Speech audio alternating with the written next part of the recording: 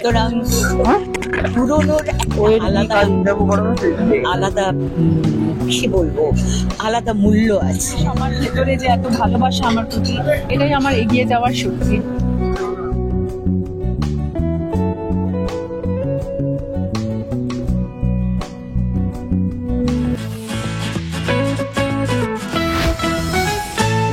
সৌম্য ঠাকুরের এবং আমি মায়াবী থেকে ঋতুর সঙ্গে রেগুলার কথা হতো। সো খুব একটা পার্সোনাল ডাইমেনশন পেয়ে গেছে আমার মনে হয় ছবিটা ঋতুর জন্য, আমাদের সবার জন্য। given what happened in the last 1.5 years with ঋতু, তার মধ্যে ওর যে নিষ্ঠা এবং কে একজন জানি বললো ঋতুকে ভালো না বেশি মুশকিল, মহনই বললো। আমার মনে হয় এর থেকে বেটার এক্সপ্রেশন আর হওয়া খুব। রাইমাকে আনতে পেরেছি, যখন বলবো যে রাইমা আসছে, আমি কোনোদিন আসবে না, রাইমা আমার খুব ভালো বন্ধু, আমি কোনোদিন আসবে না, বলছে দেখো রাইমা তো এসছে। আমার মানুষের সাথে যে বন্ধন, এটাই কিন্তু আমাকে আজকে মানে এই জায়গাতে এনেছে। মানে আমি খুব কৃতজ্ঞ এই মানুষগুলোর কাছে যারা আমাকে এত আন্তরিকভাবে ভালোবাসে। মাধবী আন্টি সেই মানে নিজের শুটিং থেকে এসছেন, এত শরীর খারাপ, মাধবী আন্টি, তারপরে আমাদের আমাদের এত এঙ্গেজমেন্ট ছিল, আজকে পায়ে ব্যথা, তারপরে বলছেন না তুমি বলেছিস, অনামিকা দি, গৌতম ঘোষ, বরুণ চন্দ্র, মানে আমি সো থ্যাঙ্কফুল টু এভরিওয়ান। আর যারা আরো যারা সবাই এসছে তাদের কাছে অত্যন্ত কৃতজ্ঞ এবং থ্যাঙ্কফুল। সেটাই বলছিলাম যে সবার সাপোর্ট ছাড়া আমি বোধহয় এই কাজটা করতে পারতাম না। আজকে মানে আমার এই মানে ছবির হয়ে যাওয়ার পরেও তো অনেক প্রমোশন থাকে, সবকিছু থাকে, তারপরেও এই যে সবার ভেতরে যে এত ভালোবাসা আমার প্রতি, এটাই আমার এগিয়ে যাওয়ার শক্তি।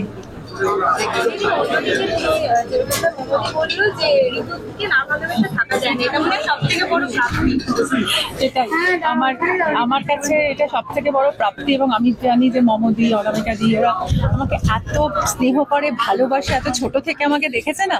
মানে ইনফ্যাক্ট দহনে মমতা সম্পর্কে যখন আমি স্ক্রিন শেয়ার করি তখন আমি কত ছোট, এবং মম আন্টি তখন মানে মানে কি বলবো, আমাকে বাচ্চার মতো আমাকে ট্রিট করেছে, এবং তখন থেকে এত ভালোবাসা, কত শিখেছি ওনার কাছে। মানে উনি তোমার অভিনেত্রী, মানে ওনার সঙ্গে অভিনয় করতে গিয়ে আমার মানে রীতিমতো ভয় লাগতো। আর যাই হোক, সবকিছুর পরেও আমি বলবো যে ভালোবাসাটাই আসল, তাই ভালোবাসা অমর হয়ে থেকেছে। ঋতুদি, তুমি কি পুরোনো স্মৃতি আঁকড়ে ধরে বাঁচো নাকি প্রেজেন্টেও বাঁচো? আর পুরোনো কিছু জিনিস পুরোনো স্মৃতি আমি আঁকড়ে ধরে বাঁচি, আমি পুরোনো স্মৃতি আঁকড়ে ধরে বাঁচি, কারণ আমার কাছে পুরোনো সবকিছুর আমার অনেক মূল্য আছে। আমার কাছে আমার পুরোনো বই, আমার পুরোনো সম্পর্ক, আমার পুরোনো খাতা, আমার পুরোনো স্ক্র্যাপ বুক, আমার পুরোনো রেকর্ড, আমার পুরোনো সিডি, আমার ঠাকুমার পুরোনো ডায়েরিটাও আমি এখন রেখে দিয়েছি।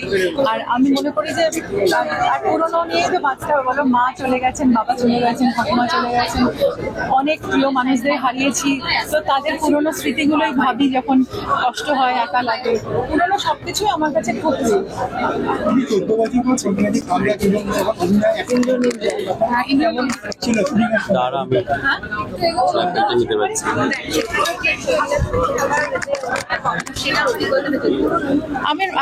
আমার অভিজ্ঞতাটা খুবই ভালো।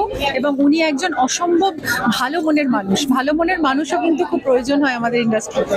এবং উনি যেভাবে, সুমন যেটা বলছিল, গৌতম ঘোষ যেটা বলছিলেন যে ঠিক হয়েছে তো আরেকবার করব, আমার ভাষাটা ঠিক হলো, বলাটা ঠিক হলো, এটা কে বলে ওনার মতো একজন স্টার, মানে শি কুডন্ট হ্যাভ কেয়ার, মানে কিন্তু বাট কিন্তু উনি তা করেননি, কারণ উনি প্রকৃত একজন শিল্পী, সেই জন্য। আর তাই আজও উনি স্বমহিমায় উদ্ভাসিত। স্মৃতি তো অনেক কিছুই আছে, সেগুলো বলতে গেলে তো রাতভর হয়ে যাবে। সবই তো স্মৃতির মধ্যেই আছে। কোন ডিরেক্টরের সঙ্গে কাজ করেছি আর করিনি, সকলের সঙ্গে কাজ করেছি সর্বরকম। সেগুলো তো কাকে বড় করব, কাকে ছোট করব, সকলেই আমার কাছে শ্রদ্ধেয়। কাজের ধারা যে বদলেছে, সেটা যারা দর্শক তারা দেখেই বুঝতে পারছে। আমার আর নতুন করে বলার কি আছে। একটা কথাই বলে না, পুরোনো চাল ভাতে পারে, একদম কথাটা ভীষণ সত্যি। পুরোনো চাল যেমন হাতে পারে, পুরোনো আর্টিস্ট, পুরোনো মানুষরাও সেরকম। কিন্তু এখনকার যে মানুষগুলো, তারা যেন দিশেহারা। কোথায় কি করবে না করবে কোথাও যেন ঠিক খুঁজে পাচ্ছে না, তারা যেন আশ্রয় খুঁজে পাচ্ছে না, এটাই যেন মনে হয় আমার। ভুল হতে পারি, কিন্তু মনে হয় যে তারা খুঁজে বেড়াচ্ছে, এখনো কোনো রাস্তা পায়নি। পাবে যখন, তখন নিশ্চয়ই সুন্দর রাস্তা দেখাবে।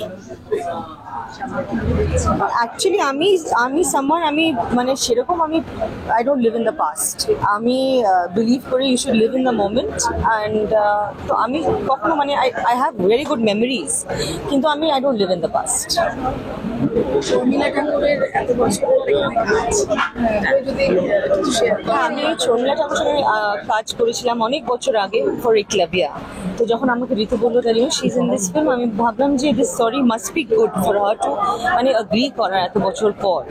তো আমি এসেছি সাপোর্ট করতে। Ritu is a very good friend of mind. Suman ঘোষের সঙ্গে আমি আগেও কাজ করেছি, ইন্দ্রনীলের সঙ্গে কাজ করেছি, তো খুবই ভালো cast, very good director. So আমি সবাইকে বলবো please come on the 11th of April and watch পুরাতন in cinemas near you.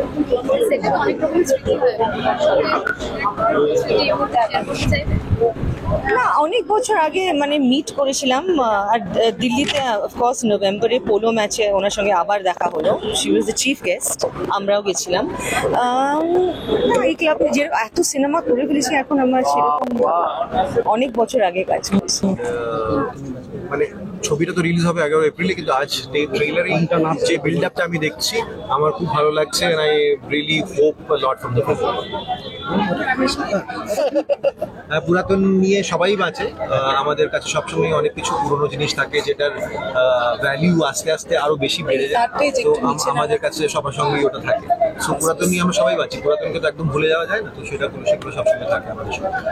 ইন্দ্রনীলদা পুরনো সব সম্পর্কই খুব ইম্পর্টেন্ট, নতুন পুরনো সব সম্পর্ক ইম্পর্টেন্ট, সম্পর্ককে আমি সবসময় ইম্পর্টেন্স দিয়েছি।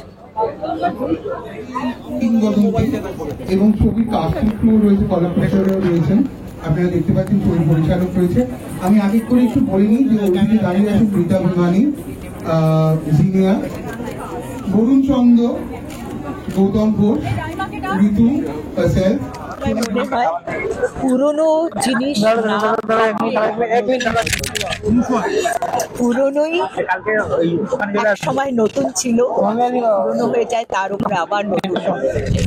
সুতরাং পুরনোর আলাদা আলাদা কি বলবো, আলাদা মূল্য আছে। তো এই পুরাতন ট্রেলার দেখে এত ভালো লাগলো, শর্মিলা দিকে দেখে, ঋতুকে দেখে, ইন্দ্রনীলকে দেখে, সবাইকে। এবং সুমন যেভাবে শর্মিলা দিকে এনেছেন স্ক্রিনে, মানে শর্মিলা দিকে একটা অন্য চেহারায় দেখা যাবে, এটা ভীষণ ভালো লাগছে। আর আমি ঋতু যে এরকম একটা মানে ভালো ছবির পেছনে ঋতু যে দাঁড়িয়ে আছে, এবং সুমনের কথা কি বলবো, সুমন এর আগে কাবুলিওয়ালা করেছেন, তারপরে এইটা দেখছি, এটা ট্রেলার দেখে আমি ভীষণ ভালো লাগলো। আমার মনে হয় আমরা বাংলায় আরো ভালো ভালো এই ঋতুর মতো এরকম যদি বাংলা ছবির পেছনে কেউ থাকে, এবং সুমন এরকম ডিরেক্টররা আরো যারা যারা ভালো ডিরেক্টর আছেন, তাদের জন্য আমরা আবার ভালো ছবি আমরা ফিরে পাবো। দিদি, আপনি যেমন বলছিলেন যে শর্মিলা ঠাকুরের সঙ্গে কাজের অভিজ্ঞতা এবং সেই মুহূর্ত, এবং শুধু শর্মিলা ঠাকুরকে এরকম তো অনেক সময় মুহূর্ত হয় যেগুলো ভীষণ ভাবে মনে থেকে যায়, সেটা খারাপ ভালো দুটো মিলিয়েই। এরকম কোনো খারাপ কোনো অভিজ্ঞতা হয়েছে কোনো সময় কোনো কাজ করতে গিয়ে কারোর সঙ্গে, যেটা ভীষণ দুঃখ লেগেছে, যেটা এখন অব্দি মনে রয়ে গেছে কোনো অভিনেতা অভিনেত্রীর সঙ্গে? মনে পড়ছে না,